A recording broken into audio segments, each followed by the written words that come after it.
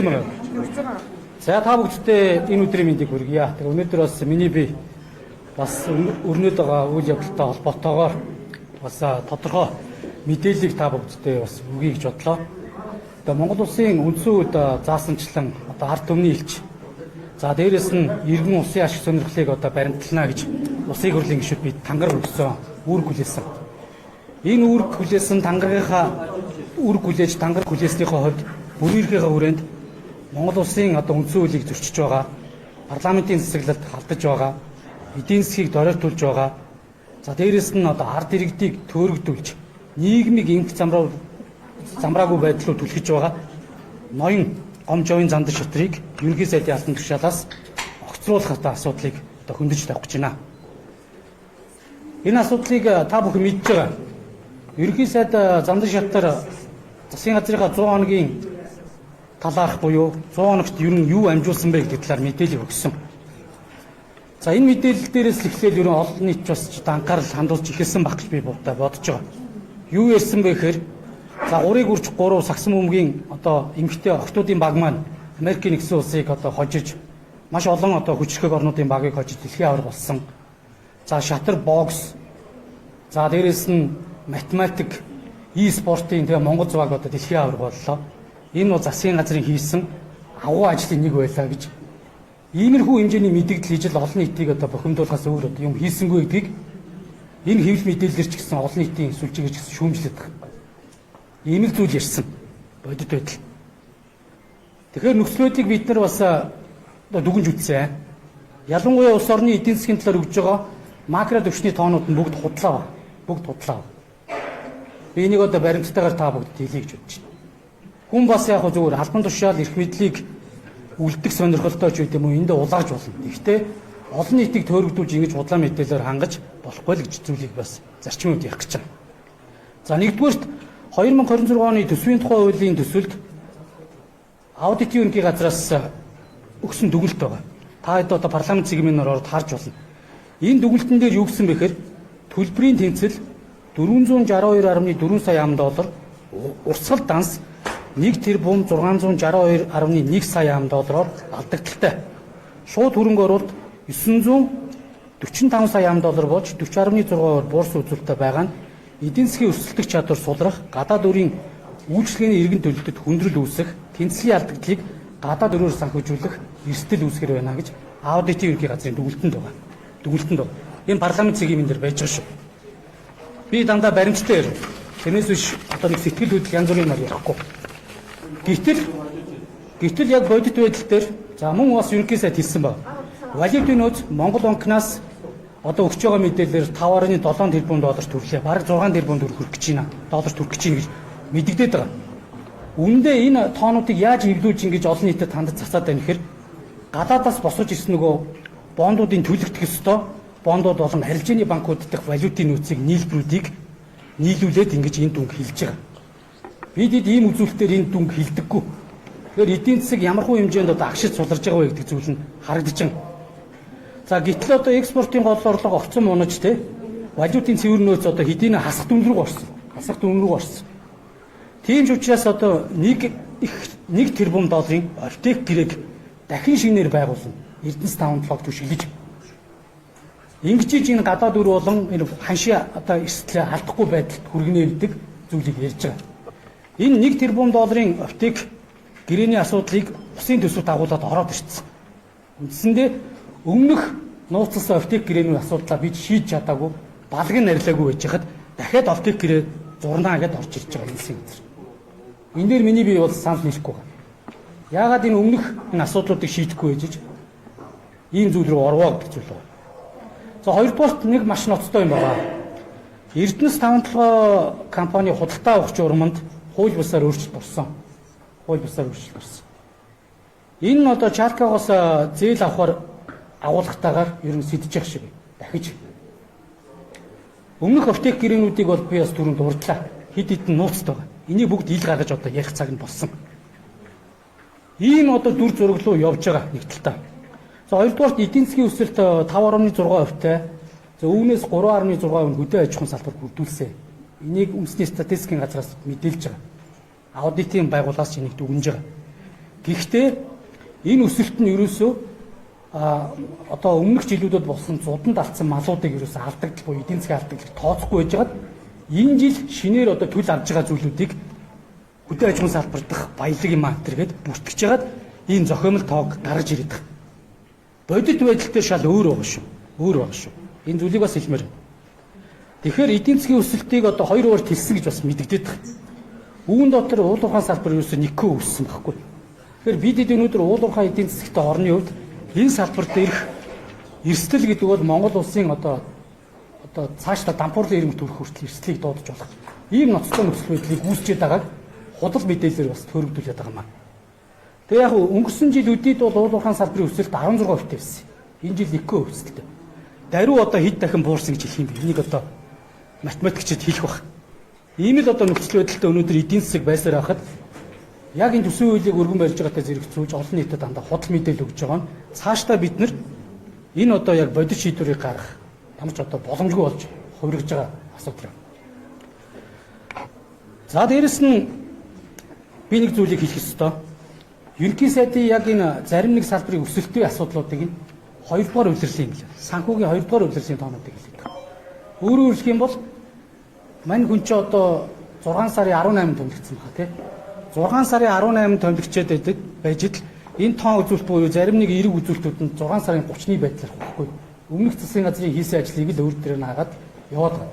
3 дугаар одоо улирлын санхүүгийн үзүүлэлт энтрийг авъя гэхээр одоогоор энэ одоо зүйлүүд нь эцэлж гараагүй байгаа гэдэг зүйлийг холбогдох институтууд хэлж байна.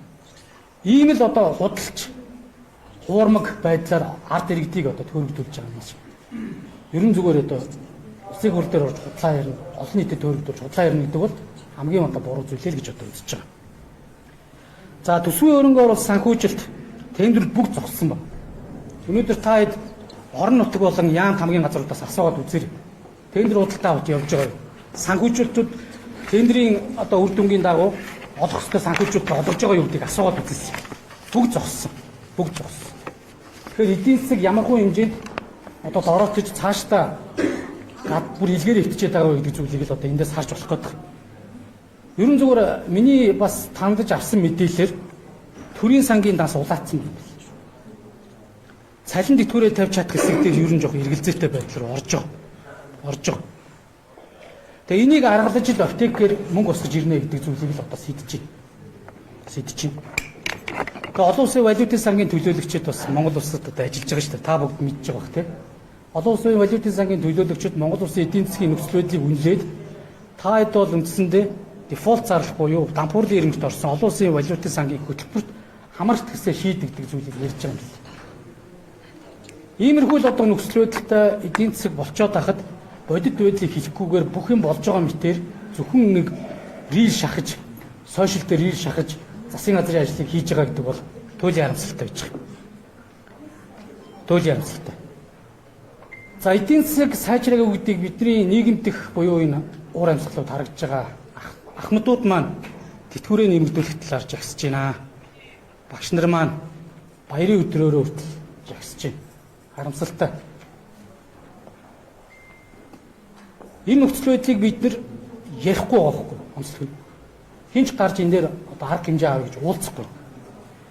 Өнөөдөр өргөн хэрэглээний бараа бүтээгдэхүүний үнийн өсөлт ямар амар байв вэ? Энд бид бүгд бодоод сөхөрж штеп. За дараагийн бас нэг ерөнхий сайдын бас худлаа хэлээд байгаа зүйл бол данкар төрийг цомтгоно гэж хэлсэн. Энэ данкар төрийг цомтгох ажлуудыг нийт төрийн байгууллага дээр хэрэгжүүлж байгаа гэж хэлсэн. Гэтэл дарга нарыг буюу энэ одоо чиг үүрэг давхцсан институтуудын дээр байгаа албан тушаалуудыг халахаас илүүтэйгээр жирийн төрийн албаагчдыг маш их хэмжээгээр халж байна. А эсвэргээр нь харин өөрсдийнхөө ах トゥ туслах жолооч нь байсан хүмүүсүүдийг элчин сайд консулын хариуцлагатай албан тушаалууд томилж байгаа. Энэ ингэж болж байгаа юм. Бидэд шударгоос хариуцлага өгч байгаа. Яг ярьдаг шигэ үнэн байх хэрэгтэй. Ярьдаг шигэ зөв байх хэрэгтэй. Энэ зүйлүүдийг бид нар нэгэх нь энэ улсын хурлын гишүүдийн үүрэг гэж үзэж байгаа. За тэгээд улсын төсвийн одоо асуудал орж ирсэн. За Ахмадын тэтгэвэр болоод багш нарын цалин эрүүл мэндийн даатгалын сангийн санхүүжилтийн дээр маш доголдолтой бөгөөд асуудалтай байна гэж одоо хэлээд байгаа боловч засгийн газарт ажиллаж байгаа сайд нарын тойрог дээр маш олон зураг төсвгүй хөрөнгө оруулалтууд бөгөөд үр ашиггүй хөрөнгө оруулалтууд орж ирсэн. Энэ сайд нарын төсөв болж ирж байгаа. Энийг аудитын ерөнхий газар дүгнэлтээр хэлсэн. Маш олон барилга байгууламж зураг төсвгүй мөртлөө орж иж төсөв үлээ дагаад ороод ирлээ гэж. Энэ хүмүүс ч одоо үндсэндээ төрийг басамжлаад байна шүү дээ. Цаг хугацааны үед нэг ийм шахаж юм оруулж ирээд батлахгүй яадаг гэдэг. Ийм л нөхцөл байдал руу хэдүүл орчоод байна. Тийм учраас өнөөдөр зарчим авихаас өөр аргагүй нөхцөл байдал орчоод байгаа байхгүй. Энийг бас олон нийт маань бас ойлгож байгаа хаа гэж би хувьдаа бодож байна. За тэгээ инээдтэй юм даа. Би бас ийм юм яриа зогсож байгаадаа ч бас хэцүү л байна. Эрэл хайгуул нь одоо хийгдээд эдийн засгийн хэрэглэлтэнд оруулахад бэлэн болоод байсан Эрдэнэтийн одоо уур хагас холбоо оюутын ордыг би нээлээ. Манай засгийн газар нээлээ л гэж авч ийлээ. Уг ордын асуудлыг 1986-аас 90 онд зөвлөлт Монголын геологчдын хамтарсан баг нээгээд 41.8 сая тонны нөөцтэй бөгөөд захын агуулга нь 0.25 мөн агуулгатай ийм орд байна гэдэг зүйлийг аль эзэн тогтоочихсон. Өөрөө зүгээр нэг ийм хүмүүсийг хуурж албан тушаал дээр удах гэсэн ийм л одоо нөхцлөлүүдийг зүгээр ингэж суулгаж өгч байгаа туйлын харамсалтай байдаг. Тэгэхээр энэ зүйлийг одоо ингэж хувийн PR-аа болгож ашиглаж байгаа туйлын харамсалтай байдаг. Тэгэхээр би зүгээр өнөөдрийн гол сэдэв болгож аваад байгаа бүх зүйлүүд дээр нь баримтаар л хэлж байгаа. Бидэд бол бодит мэдээллийг засгийн газар өгөх үүрэгтэй. Бидэд ингэж хийж зөв шийдвэр гаргана шүү дээ. Энэ дээрээ ерөнхий сайд маань бас мандал үзүүлж чадахгүй байгаа нь туйлын харамсалтай байгаамаа. За үндэсний баялагын сантай холбоотой асуудал ерөнхийдөө зэрэглээ болж байгаа. Баялагын сангийг амьлуулах энэ яриа хэлцээрүүд бүгд зогссон. Монгол Улсын үндсэн хуулиуд 19 онд өөрчлөлт оруулах ажлыг Монгол Улсын ерөнхий сайд өөрөө хийсэн. Гэсэн ч энэ хуулийн үндсэн хуулийн заалтыг амьлуулах үндэсний баялагын сангийн хуулийн яриа хэлцээрүүд үндсэндээ ухаан удаг энэ одоо стратегийн зарим ордуудыг тулж очиод ямар нэгэн шалтгаан одоо байдгийг бүүмд зогсож байна. Зогсон байдалд орж байна. Энэ дээр асуухаар ерөөсөө өөр зүйл ярьдаг. Харин эсрэгээр нь бид нар аптек гэрээ байгуулж $1 тэрбум босноо л гэдэгдэг. Ийм зүйл одоо байж болох уу гэдэг зүйл дээр миний биеэс асуумаар. За мөн одоо оюутлоготой холбоотой үүсэж байгаа нөхцөл байдлыг одоо бас олоодаа ярьж учраас би энд ярмааргүй. Энэ жилийн үед бол Монгол улсын бараг түүхэн боломж буюу бид нар энэ зээлийн хүү болон менежментийн төлбөртэй холбоотой асуудлыг 7 жил тутам ярих нөхцөл нь үүсчихэд байхад энийг юусэн ярихгүй байна. Энэ 12 сарын 31-ээр тасалбар болгоод Монгол улс гэрээнд одоо хувь нийлүүлэгчдийн нэмэлт гэрээнд зааддаг энэ боломжоо алдаад цаашдаа дахиад 7 жил ийм өндөр хүүтэй зээлийг төсөөр байх нөхцөл байдлыг бүрдүүлж байгаа. Өнөөдөр энэ оюутлогын боломжийг алдах энэ эсвэлтгүүн ямар одоо хор уншигтай вэ гэхээр өдөрт $10 тэрбум 10 тэрбум төгрөгийг бид нар зээлийн үед роялтинд төлж байгаа. Жилд энэ 4.7 их найд төгрөг гэсэн үг. Энэ 5 дугаар цахилгаан станцыг одоо зүгээр барьчих мөг гэсэн үг шүү дээ. 30 жил үлээж байгаа. Тэгэхээр бидэд ямар одоо тэг сэтгэлгүй юм бэ? Яагаад энэ эсвэлтгүүгээрээ ийм зүйлүүдийг гаргаад байгаа юм бэ гэдэг зүйлийг хэлж байгаа. Тэгээ засгийн газраас тайлан авъяг энэ асуудал дээр ихэд ажлын хэсэг байгуулсан гэдэг ганцхан захирамжл үзүүлж байгаа. Захирамж. Энэ нөхцөл байдлыг би зүгээр бас хэлхэн зүйтэй гэж бодож байгаа. За тэгээд ерөн зүгээр амнаатын асуудлыг миний би шүглүүлээстэй та мэдж байгаа. Би одоо бас намын дотоод асуудал руу орохоос өмнө энэ амнаатыг тайлбарлах гэж бодож байна. Өнөөдөр энэ амнаатыг намайг шүглүүлсэнтэй холбоотойгоор маш олон зүйлүүд гүтгэж байна. Би энийг бас дараа нь баримттайгаар ярьж болно. Өнөөдөр би бас үндсэн сэдвээс нэг хазаамааргүй байна. Маш одоо баримтгүйгээр зүгээр хэвлэл мэдээлэлээр гүжир гүтгэлэг тарааж. Миний би сая гараа угаасан. Гар цэвэр, сэтгэл цэвэр, зарчим тунгалаг байгаа шүү. Би энэ төрд шаардлага тавих гэж энэ төрийн албан агчдын төлөөлөл болж зарчимтай ажиллах гэж энд орж ирсэн болохоос биш. Аль нэг одоо юу гэдгийг буруу зүйлийг нүд данж өнгөрөөхийн тухай би ерөөсөө яриаггүй. Амнаатын асуудлыг ярьж эхлэхэд чи болчихооч гэд салбарын сайд нь гуйж ирсэн. Энэ удаад л өнгөрөөч. Энэ удаад л өнгөрөөч гэж. Юу яриад байгаа юм?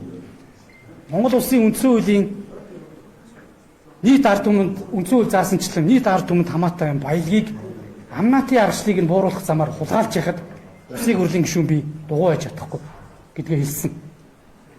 Дугуй хийж чадахгүй гэдгийг хэлсэн. Энийг харин ч олон нийтэд одоо анхааралд оруулна гэдэг зүйлийг хэлж байгаа. Өнөөдөр амнаатын асуудлыг товчхондоо хэлэх юм бол өмнө нь амнаат авж исэн аргачлууд яг 30 төгөл дээр хэвээр байгаа. 460 давтар тогтоол дээр.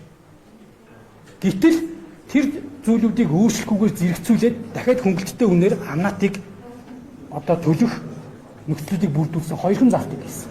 Энэ нь 4 сар 10 хоногийн хугацаатай. Энэ одоо яг юу гэсэн үг вэ? Монгол Улсын засгийн газрын шийдвэр буюу хуулийг хэрэгжүүлэх байнгын шинжтэй тогтоолууд чинь өмнөх шийдвэрээ хүчингүй болгоод дараагийнх нь ямар нэгэн хугацаа заахгүй гардаг шүү дээ. Яагаад 4 сар 10 хоногийн хугацаатай өмнөх шийдвэрээ хүчингүй болгоогүй зөвлөхөхгүй ижиж ийм 8 хэсэг шийдвэр гаргаж байгаа юм бэ? За дээрэс нь уул уурхайн биржээс энэ яг ухрыг гэж байгаа.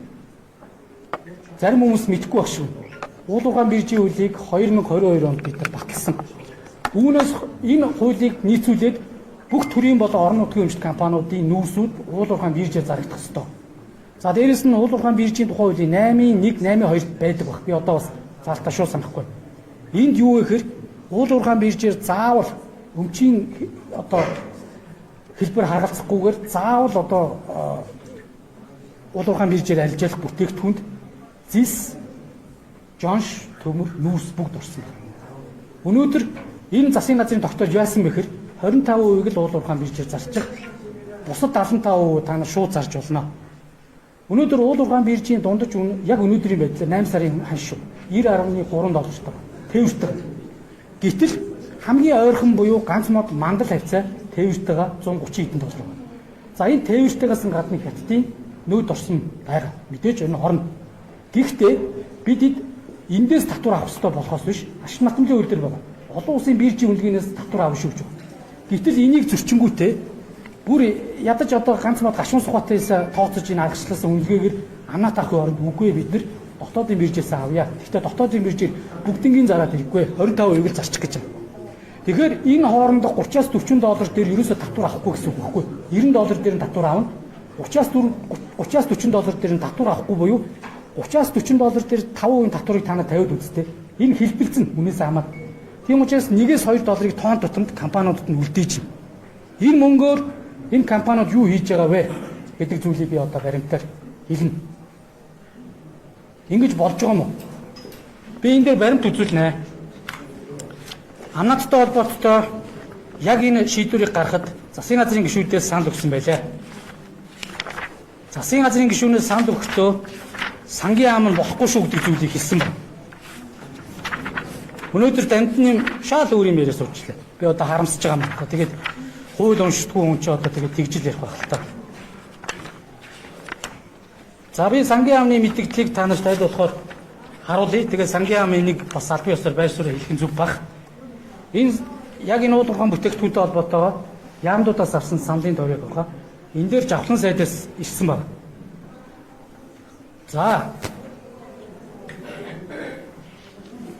За энэ тодруулсныг л уншаад өгчээ.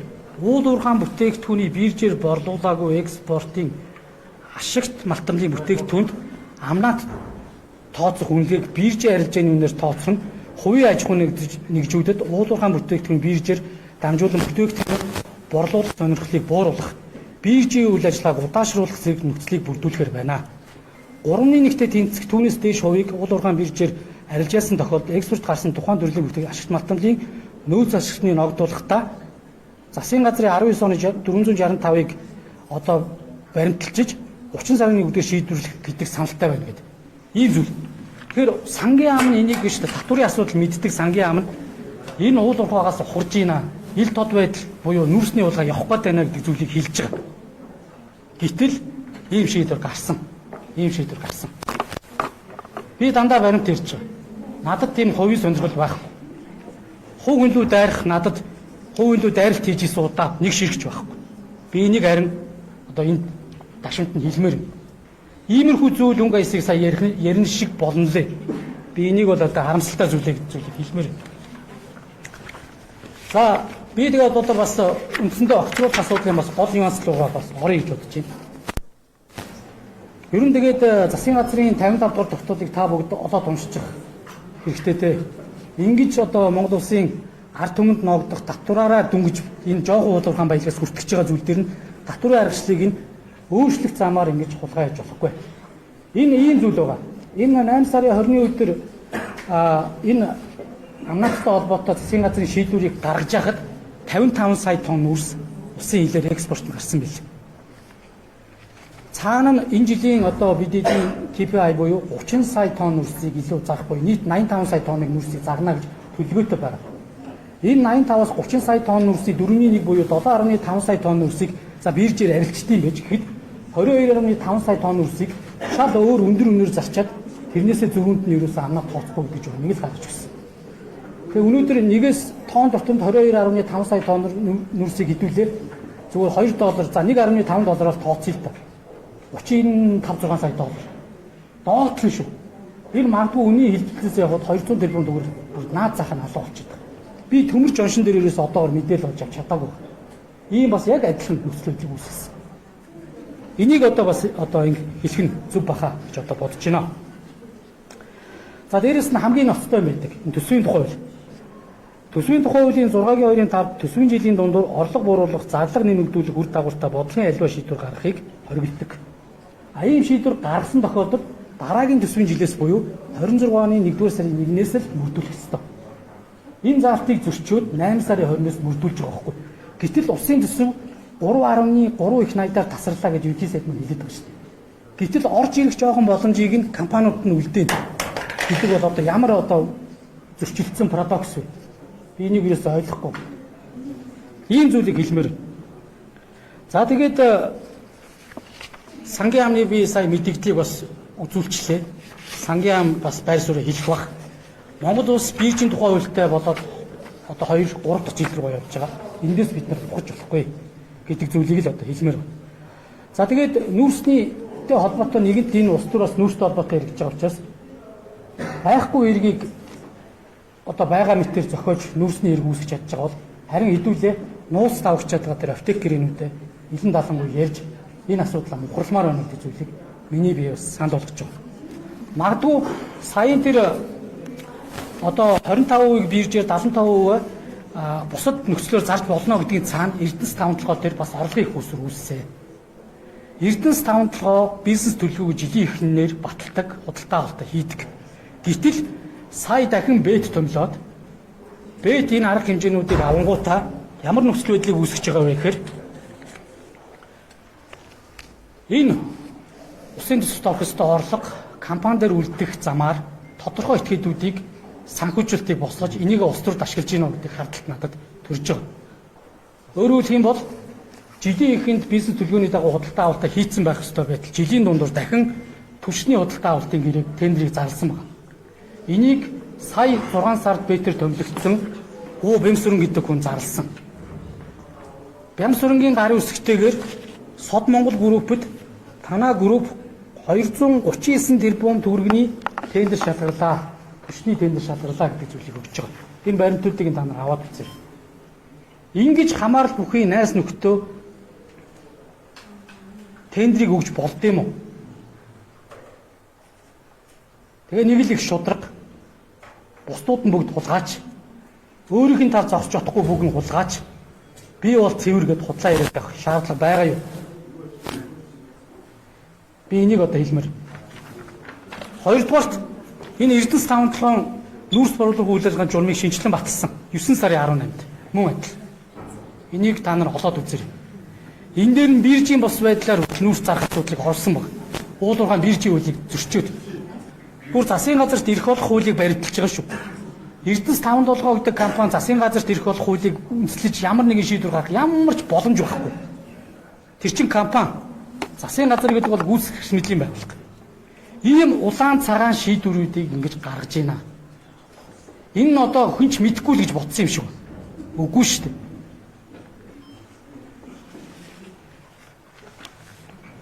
Ийм зүйлүүдийг хэлмээр байна. Ямар аспект? За бүгд нууцтай. Тэгээ нууцаас эхлэх гаргамаар. Алийн болон хэн оролцолчод энэ одоо асуудлуудыг нууц байлгаад. Энийг одоо тойрж яриад бүх юм шийдвэр өгч шүү дээ. Тэгээ бусдууд нь болохоор шууд хилмигдэж зүгээр л одоо хэмлэлээр нүдүүлсээр нүүрсчин болчдөг. Тэнд нүүрсний эзнүүд нь өөрсдийнхээ асуудлыг архитект гэрээ байгуулчаад нууцтай аваа сууж идэв. ийм байж болж байгаа мó гэдэг зарчмыг энэ ташинд бас хэлчмээр байна. За тэгээд би өрөм та бүхэндээ гол одоо улс төрийн нюанс бас болж байгаа юм хэлье. Та бүхэн мэдж байгаа. Монгол Ардын намын даргын өрсөлдөөн саяхан болж өнгөрсөн. Энэ өрсөлдөөнд амар баясгалан Зандан шатар гэдэг хоёр хүн өрсөлдсөн. Монгол Ардын нам хууль тогтоомж болон 4 хуралдаанд оролцсон гишүүдийн дийлэг олонх нь намын даргаар амар өрсөлдөн сонгосон. Энэ үр дүнг Монгол Улсын ерөнхий сайд Гомжовын Зандан шатар хүлээн зөвшөөрч чадахгүй байна. Энэ хүн л дарга болох ёстой. Энэ хүн намын дарга болох ёстой.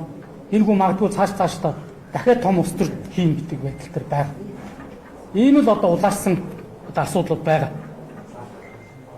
Ерөн зөвөр өөрсдөө өрсөлдсөн хүнийг яг одоо өрсөлдөөнийг эхэлж байгаа үеэс эхлээд харлуулж гисэн. За бидэд одоо дүүрч гэж. Би энэ мэн дээр бол одоо нэг юм тоог. За одоо ингэ явж ийг л гэж үзсэн.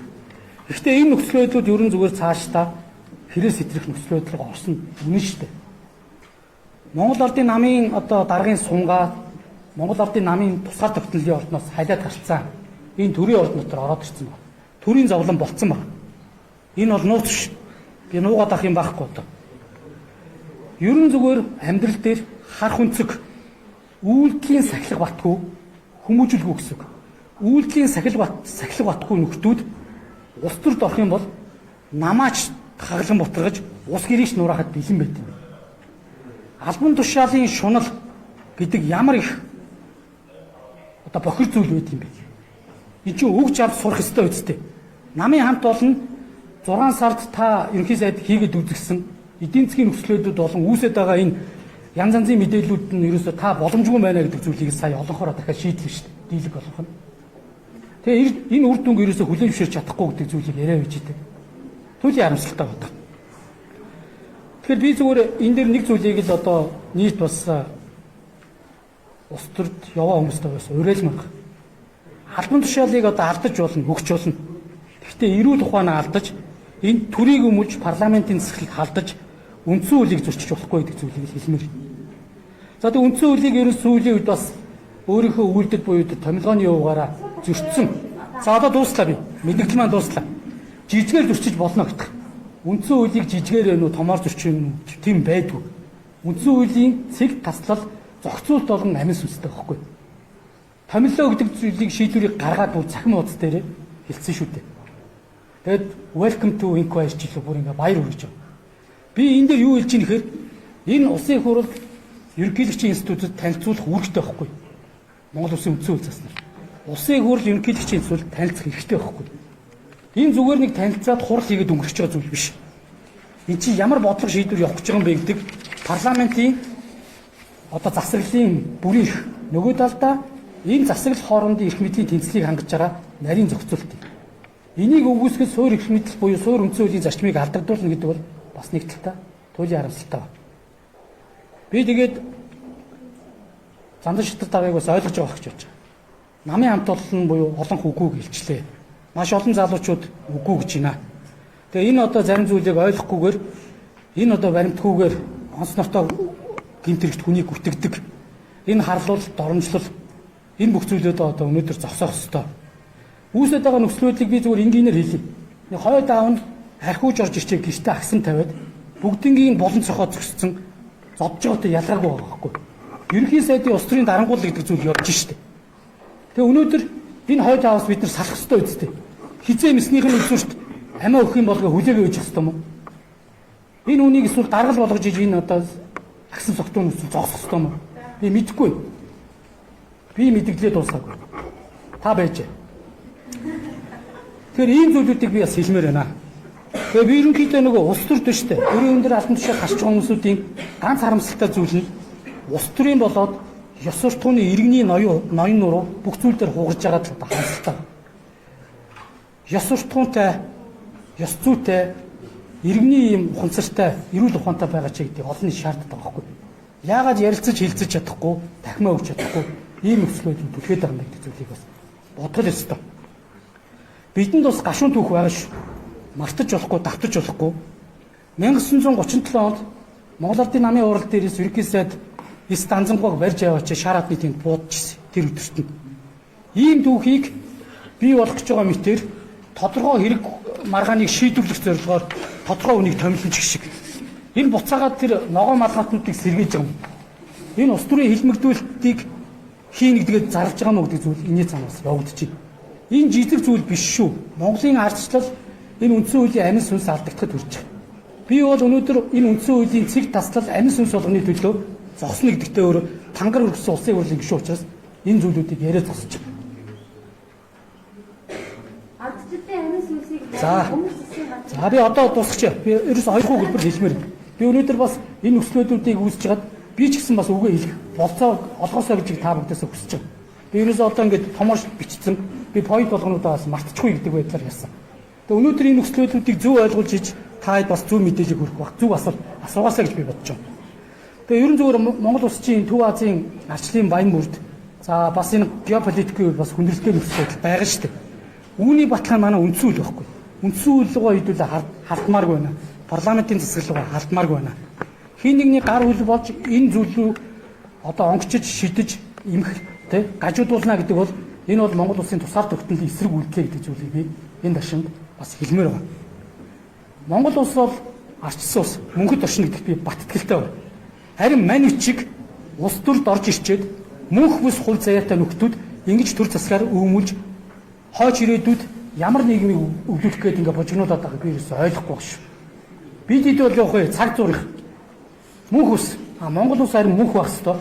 Энэ засаглал, энэ ард түмэн ирээдүй ойж бүгдээ гэрэлтэй нийгмийг авиж өгөх ёстой шүү. Дарангуулыг хизээ авиж өгч болохгүй гэдэг зүйлийг би энд бас хэлмээр байна. Тэгээ ерөн зүгээр миний эцсийн point аливаа зүйл дээр хууль зөрчиж байгаа, мөн ажиллаж байгаа. Ийм засгийн газрыг цаашдаа ингээ ажилуулад байх ёстой байдаг юм уу гэдэг зүйлийг би бас олон нийтээс асуумаар. Энэ бүх зүйлүүдийг шийдэх хамгийн зөв гарц, улс төрийн гарц, хуулийн гарц нь одоо энэ хүнээс одоо бид салах буюу огцруулах юм байна л гэж эцсийн мөч шийдэж байна. Ийм байж байгаа. За тэгээд сэдвүүртэйгаа хэлээд өгөөч. Гинцэг муу байна гэсэн тийм. За би эндээс их асуучих. Та үсээд байж байгаа. Эхэлсэн. Харин ингэж шүү дээ. Та хэдийн маань нэг жоохон дэвчээртэй очил. Уг нь ингэ дуусчихмаар байдаг. За эги. Яг та бас явж иж болно шүү дээ. Би одоо танд тааруулаад бас яг хийж болохгүй шүү дээ. Тэгэхээр би зүгээр ийм байна. Яг бид хэд бол өндөө хэлэхэд асуудлыг бас дотооддоо эвлчихье гэж утсан. Өнөөдөр хангаан бүсийн 2024 оны сонгуул дээр 10 мандаттай тойрог дээр унчаад байсан үнийг бид нар тооноор орж ирээд ерөнхий сайд дээр босон. Намын гишүүд нь 3 сарын дараа буюу 100 хоногийн дараа та боломжгүй байна гэдэг зүйлийг хэлсэн. Гэтэл энэ нөхцлүүдүүдийг явуулаад явж байна. Өнөөдөр энэ нөхцлүүдүүдийг бас ойлгоод улсын хурлын одоо өнөөдөр яг би эцсийн байдлаар тоолоход 40 гарсан байна. Амралтын өдрөөр таарсан. Би 5 өдөр энэ бичгээ төлөвлөсөн. Амралтын өдөр таарсан. За амралтын өдөр таарад өнөөдөр би бас зарим гишүүдтэй өглөө бас уулзлаа. Өнөөдөр үдээс хойш би бас одоо зарим гишүүдийг бас өрөөгөөр нь авч уулзъя. Би бас өрөөндөө байхад нээлттэй байна. Энэ асуудал дээр энэ ерөнхий сайдыг огцруулах үндэслэл мэдэрчтэй танилцаад бас нэмж гарын үсгээ зураачаа гэж уриалж байна. За энийг одоогоор бол яг хэлэхэд штеп. 40 хэд гişүнэ. За би баримжаагаар яхад үгүй би одоо үзүүлж болно. Энд дээр та нар биш та. Би одоо энэ хугацааг нэг хойш тавихгүй. Би өнөөдөртөө үдээс хойштоо гишүүдтэй уулзаад уулзъя гэж байгаа нам эвслийн дарганаар гишүүдтэй уулзна. Бүлгийн урал дээр ороод ир мэдээлэл үгүй би орж уулзах бэлэн байна. 40-оос одоо чэйсэнд байгаа нэрсийг хэлээч. Дурдаж. За харин би та нар байж л дээ зэрэгцээд ээжлээд асуух уу. Тэгээ хідүүлээ шүү дээ. Би 40 гишүүнд хүрсэн гэдэг чинь өөрөө энэ өргөн барих босыг ализын давцсан. Миний улсын хурлын гишүүний бүрийн ирэхээр 32 гишүүнд хүрсэн байхад би өргөн барих болцоотой. Гэхдээ би сая амралтын өдрүүдээр маш олон гишүүдтэй уулзч чадаагүй учраас энэ улс төрийн шийдвэр гаргахаас өмнө ямар ч байсан гишүүдтэй уулзъя. Зурх нэг нь нэмээд зурна үстэй гэдэг зүйл боломжийг олгоё л гэж байна. Тэгээ маргааш ихэд би маргааш өглөө ихэд би ерөнхийдөө эцсийн байдлаар улсын хурлын энэ асуудлыг танилцуулж хэлцүүлье гэсэн ийм л одоо тэгвэл одоо төлөвлөгөөтэй ажиллаж байна. Чэйсэнд байгаа ядраа. Гэхдээ одоо би маргааш одоо албан ёсоор танилцуулъя. Манай намаас ихэд 32 3 хүрлээ. За хүн нам, арчсан нам гэдэг ерөн зүгээр яг тодорхой субъектүүдээс зурсан гэдэг зүйлийг би бас энэ ташинд хэлмээр байна. Арчсан нам зураг байгаа. За би ямар хүн тэгж мэдээлэл өгсөн би бичгээ хараад харна шүү дээ. За мэдхгүй байна. Би цогтгорол даргын мэдээлэл болон мэдээлэл юусэн хараагүй. Би хамгийн гол үндэс нь юу вэ? Энэ газрыг огцоо. за ерөөсөө хоёр хүн үндэслэл байгаа. Та хэд маань үндсэн хууль руу халдж байгаа энэ үйлдэлийг ямар ч байдлаар жижигээр зүтгэж болохгүй гэдэг зүйл байна. Бид үндсэн хуулийн амин сүнс зохицуулт болгоныг бид нар хамгаалах ёстой юм. Парламентын засаглалаас ухрах байгаа бол би энэний төлөө одоо төвчж чадахгүй гэдгийг илэрхийлж гаргаж байгаа. Ерөнхий сайдын гаргасан хэд хэдэн үйлдэл энэ үндсэн хууль болон парламентын засаглалын халдах энэ үйлдэлийг хийсэн байж байгаа. Хоёрдугаарт бас энэ одоо тендер худалдаа авалт амнааттай холбоотой юм шийдвэр гэж байгаа. Ийм зүйлүүд байж болохгүй. Усын төсөв 3.3 их найдаар тасраад усын орлого бүрдүүлэлт муу байна. Багш нарын тэтгэл тэтгэмж нэмэх зайлшгүй шаардлага байна.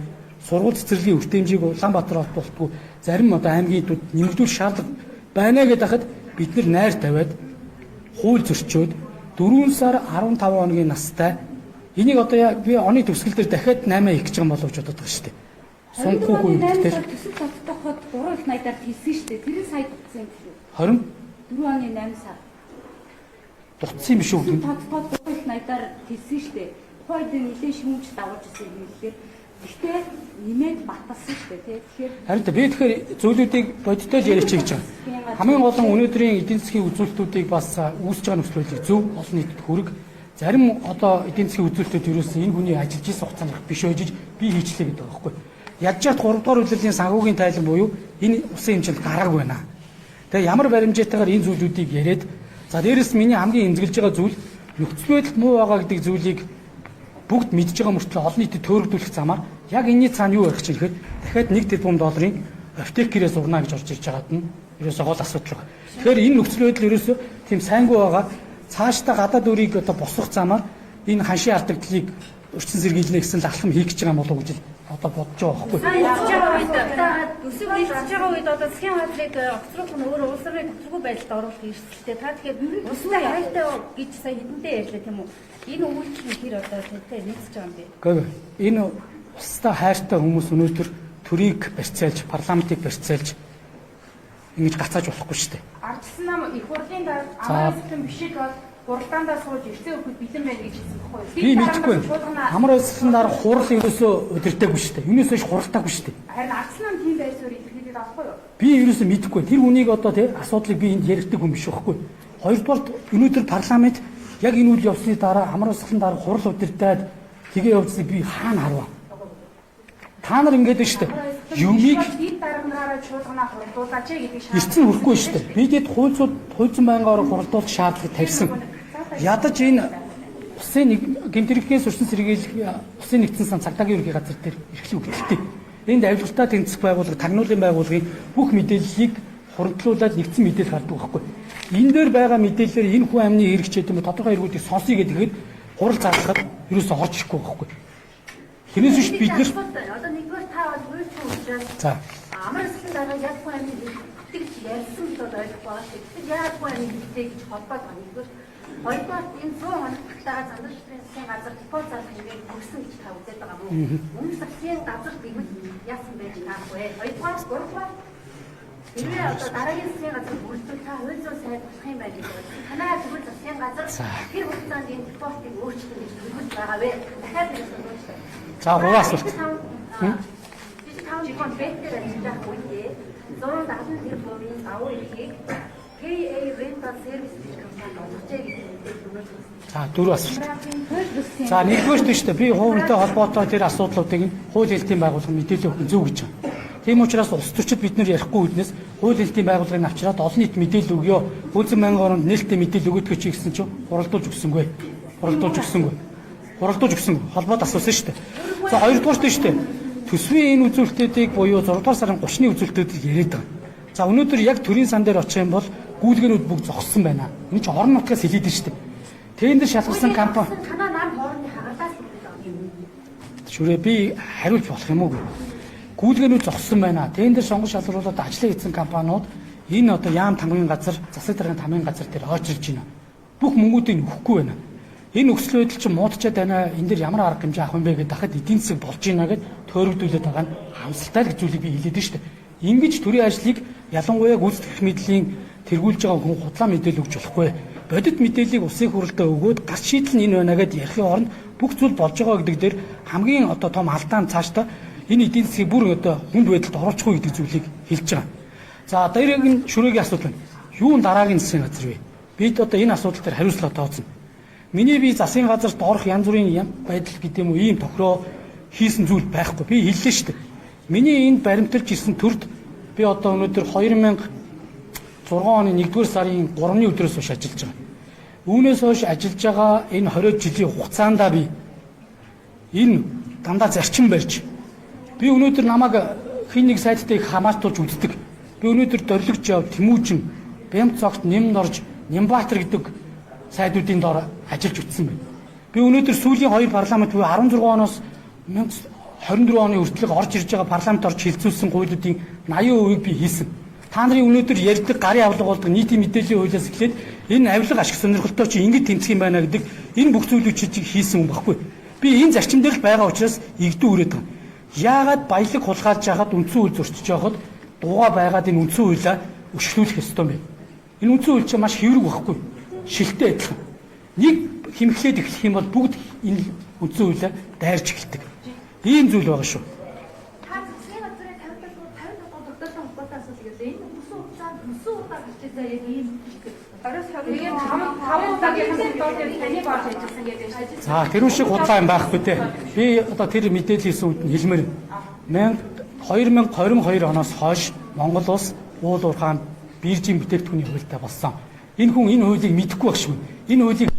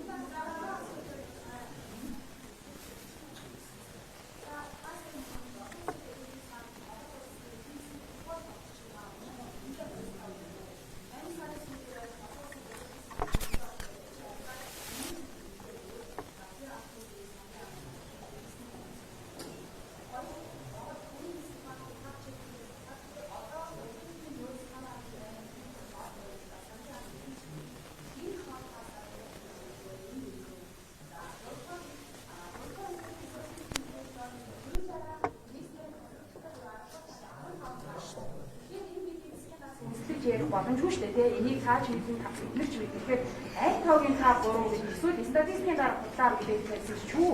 Монгол банк ч юу сангийн ам ч юу тодорхой тавьсан.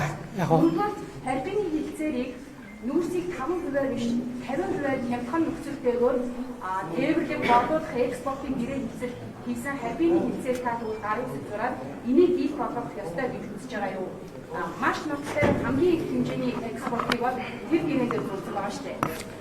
За өнөөдөр улсын эдийн засаг 6 дугаар сарын 30-ны байдлаар 5.6% өсөлттэй байсан боловч үүнээс хойш унсан. Аз гэж нүүрсний жоохон сэргэлт болж байна. Азтан. Гэвтэл энэ нүүрсэн дээрээс орж ирэх орлогоосоо бид нар хамнаатыг хөгжлөөд бидэд авах ёстой авахгүй байдал руу ингэ орж байгаа. За хоёрдугаарт өнөөдөр би нөхцөлөдлүүдийг юу хийж нэгээр орон нутаг иргэдээс бүх мэдээлэл ирж байна. Тендер шалгалсан компаниуд төрийн сан мөнгөний нөхөхгүйгээр маш олон зүйлүүд гацсан буюу төрийн сан биднэрт мөнгө байхгүй байна гэдэг зүйлийг л хэлж байгаа. Энэ бодит юм. За хоёрдугаарт сангийн яам болоод тэр Монгол банкны за чи сангийн яамыг ярьлаа. Би сүүлд Монгол банкны мэдээллийг харж байгаа. Монгол банк өнөөдөр энэ тоонуудыг зарлахдаа валютын нөөцөөс зарлахдаа арга зүгээ худлаа хийсэн. Яг одоо Монгол банкны за би хэлж байна. За би тайлбарыг дуусгаад хэл та. Энэ арга зүй талаас нь юу хэлсэн бэ гэхээр бонд босгоод тэрнийг одоо орж ирсэн бондыг босгож тодорхой төслөлбөрийг санхүүжүүлэх гэж орж ирсэн мөнгө нэмэх нь одоо арилжааны банкудад байгаа валютын нөөцүүдийг нэмээд энэ мөнгийг гаргасан шүү. Түүнээс биш яг одоо Монгол банкнд валютын нөөц ерөн бас хүнд болцсон байлээ. Одоо энийг Монгол банк зарлах ёстой. Ерөн бас хүнд болцсон энэ нөхцөл байдлуудыг бид нар үн зөвөр мэдээлэл өгөөч гэж байгаа шүү дээ. Яагаад ингэ худлаа? Харсан. Гэхдээ би ганцхан хэлж байна. Ерөн олон улсын валютын сангаас нөхцөл байдал амаргүй байгаа гэдэг зүйлийг бас ярьж байгаа. Энэ удахгүй яригдана. Би энийг одоо бас танарт бас яг энэ ташуунд бас хариуцлагатай хэлчихье. За, өөр танд асуулт. Би энийг тоог нь харж байгаа гэж байна. Та мэдгүй байгаа юм тийм. Тийм үеийн 10% та борлуулдаг байсныг 25% та борлуулдаг болчиход байгаа. Мэдээлэл за энэ нь бас биднэрт одоо орлого олох боломжтой байгаа юм. За дээрээс нь амнаасаа тооцож авах бол бүр илүү мөнгө олох ийм боломж олгож байгаа маа гэдэг мэдээлэл өгсөн. Та одоо 25%-аар хязгаарлаад 75%-ийн компани хоорондын гэрээгээр хийнэ гэдэг чинь энэ чинь нөгөө дүр хэсэгсэн ийм гэрээний хэлбэр байна. За дүр хэсгээ чинь жоохон хэсгээ биелгээр арилжаад үлцэн хэсгээ өндөр үнээр зараад тэгээд хямдхан тооцсон үнээрээ амнаас төлчих чинь төлөө гэж байгаа ийм дүр хэсгсэн зүйл байна гэдэг ба энийг илүү нарийн энгийн тайлбарлаа. Ингээ. Уул уурхайн биржийн хууль 22 оны батлагдаад 23 оны 6 дугаар сарын 1-ээс хүчин төгөлдөр үйлчилж эхэлсэн. Энэ хуулиар төрийн болон орон нутгийн өмчт компаниуд бүгд биржээр нүүрсээ арилжаалах ёстой. Нүүрсээр биржээр төмрөө зарах ёстой. Дээрээс нь заавал биржээр арилжаалах бараа бүтээгдэхүүн жагсаалтыг уул уурхайн бүтээгдэхүүн биржийн тухай хуулийн 8.2 дугаар заалтыг үндэслээд засгийн газар баталсан юм а. Энд нь жонш, төмөр, зис, молибдийн бүгд орсон юм а. Энийг зөрчөөд өмнө нь ингэж явсан шүү дээ гэд. Өмнө нь бол уул уурхайн биржийн бүтээгдэхүүний хууль гараагүйсэн байхгүй юу? Гараагүйсэн. Тэгээ өнөөдөр гарчаад ахад уул уурхайн биржээс ухраад за одоо бараг л ярихад өөрийнх нь мэдээлэлээр бас хэлжээ л шүү дээ. Татвараас цугчих гад ч юм уу ингээд болтуулаад ахаар нь л одоо заагуудаа тэгээд ил тод яваад аваад үлдгэлтэй гээд энэ алхмыг хийж байгаа шүү дээ гэж байна. Монгол улсын хууль мөрдөгдөх буюу засгийн газар хуулийг ягштал биелүүлэх ёстой болохоос биш хууль давсан шийдвэрээр ингэж наймаалцаж болдгоомаа. Энийг бид нэр түл өнөөдөр улсын хууль баталж яах юм. Уул уурхайн биржийн тухай хууль биржийн бүтээгдэхүүний тухай хуулиар хүчингүй болгоёгээд оруулж ирэх ёстой шүү дээ. Тэрийг барихгүй л гэж байгаа юм бол ийм байдлаар ингэж авч явж хуулийг илтэд зөрчичөөд өнөөдөр ийм инээдтэй тайлбарлаж байгаа. Миний би 13 оноос хойш хууль зүйн дотоод хэргийн яамд ажилласан. Би маш олон салбаруудыг бас хариуцдаг байсан, хуулийн бичлэлтүүдийг хийдэг байсан. Эцсийн шийдвэр гаргах албан тушаалтанд би 16 оноос хойш ажиллаж байгаа шүү. Газрын дарга би газрын даргын хэмжээнд ирж байна. Би өнөөдөр төсөв санхүүтэй холбоотой одоо ажил дээр гэвэл би төрийн нарийн 1 жилийн 2 сар л хийсэн. Надад ямар нэгэн хулгай хийсэн зүйл байхгүй. Нийслэлийн орлогчоор 8 сар ажилласан. Түрүүн нэрийн шүрээ асуусан. Нэг асуулт марчиж 5 толгой жижиг 5 толгой дээр. Би 5 толгой дээр 6 сарын хугацаанд дээр томилогдсон. Намайг нэг өдөр засгийн газрын хуралдаанд дуудаад өнөөдөр жижиг 5 толгой дээр үүсэж байгаа нөхцөл байдалтай холбоотойгоор ингэж онцгой байдал тогтоож хяналт шалгахаас өөр аргагүй байдалд орсон учраас чамайг төрийн нарийн нийчим ажилдаа хавсруулад бэтэр томилоо гэдэг шийдвэрийг гаргасан. За одоо би сайн санахгүй байна. 22 оны 12 сарын 9-ний өдрөөс шиг санаж байна. За миний би тэр өдрөө энэ ажлыг засгийн газар нэгэнд даалгаж өгсөн учраас авч утсан. Эрдэнэс давталгаа болон жижиг давталгаа хооронд үүсчээд исэн мөрөгцөг хулгаасан хулгаалаагүй, шатсан шатаагүй гэдэг асуудлыг шийдвэрлэхийн төлөө явсан. Хоёр компани хооронд үүсэж исэн хилцээрүүдийг хийж Эрдэнэс давталгаан орох ёстой буюу мөрөгцөг нь алдагдчихад исэн 48 тэрбумыг жижиг давталгаа бэт байж захтаа усад буцаад буюу том давталгууд нь шилжүүлэх энэ алхмыг хийсэн. За хоёрдугаар жижиг давталгаа орон нутгийн өмчт компани мөртлөө бүх зүйлүүд нь тендергүй явдаг гэсэн. Энэ өнөөдрийн тэр хэвлэлээр гүйгээд байгаа тэр буюу худлаа хүчиг гүйтгэл нь олборлох буюу энэ нүүрсний оператор компаниуд баггүй олборлох үйл ажиллагаа хийдэг энэ тендертэй холбоотой. Намайг очиход жижиг давталгаа дээр 10 хэдэн компаниуд нүүрс олборлолтын компани хийдэг ямар ч тендергүйгээр явдаг. Энэ дээрээ хөдөлмөрийн аюулгүй байл зөрчигддөг бүгд техникийн хүчин чадлууд нь өөр осол аваар их гарах, сорчилж ухах энэ нөхцөл байдлууд байсан. Тэгээ миний би мэрэгжлийн хүмүүстээс асуугаад яг мэрэгжлийн хүнээс хоёр оператор компаниудыг оруулж ирэх ёстой байна гэдэг хоёр багц тендер болгоод нэгэн дээр Новел гэдэг компани шалгарсан хуулийн хүрээнд. Тэрийг би шалгаруулж байгаа юм биш. Үндэгэний ороо тендерийн хуулийн дагуу шалгаруулж байгаа. За би тэн дээр зурсан. Новелийн нөгөө талд нь сая би энэ мэдээлэл гарсны дараа шалгалаа. Би тэр нэрүүдийн ч тогтоож амжсангүй. Сая шалгаад өгсөн K-Rental Service гэдэг компани шалгарсан байлээ. Энэ компани шалгарсан багц дээр Эрдэнэс Mining Operator гэдэг компани оролцож өрсөлдөж ирсэн байлээ. Эрдэнэс майнинг оператор гэдэг компани тухайн үедээ тендерийн үнэлгээний орооноос ажиллаж исэн миний залуугаас асуулаа. Яагаад хасагдлаа, ямар дүгнэлт гарч ийлээ гэдэг асуухад 30-аад хуудас материал нь ямар ч унших болцоогүй буюу үнэлэх боломжгүй байсан учраас бид тэр компанийг тендер сонгох шалгуурт нь хасаагүйгээр явсан. Тэр компани нь гомдол гаргасан. Техникийн юунаас болоод бидний материал уншигдаагүй юм байна гэдэг гомдол гаргаад энэ K Rental Service компани багц дээр гомдол гаргаад захиргааны нэгэн шүүхтэй шийдэгдсэн. Тэр хоёр компани сүүлдээ эвлэрсэн байлээ. Өнөөдөр тэр 30-аад хуудас материалыг дутуу буюу ямар ч одоо унших боломжгүй байдлаар өгчөөд байгаа буюу дараа нь тэр тендер шалгасан гэдэг компани өвөр ангаа улсын тухайн үеийн өвөр ангаа улсын хэрэглэн гишүүдийн хамгаалтанд байдаг буюу дэмжлэгтэй явдаг компани байсан шүү. Би энийг шулууга хэлчихье.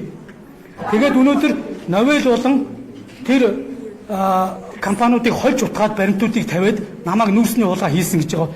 Энэ шиг үлгэр байхгүй. Би жижиг таван дахь буюу орон нутгийн өмчөлт компани дээр тендерийн үйлийг мөрдүүлж ажилласан. Энэ засгийн газрын бодлого шийдвэрийн дагуу тээврийн асуудлыг энэ компани хариуцаад хитийн үнээр хил дээр авч өгдөг. Тэр үйл ажиллагааны зохион байгуулалтыг хийчээд дээрэс нь энэ Эрдэнэс тавталгаатай үүсэн нүүрсний хулгай буюу тэр мөрөгдлийн асуудлыг шийдэж 48 тэрбум төгрөгийг нь усад авчирч өгчөөд би энэ ажлаас явсан шүү.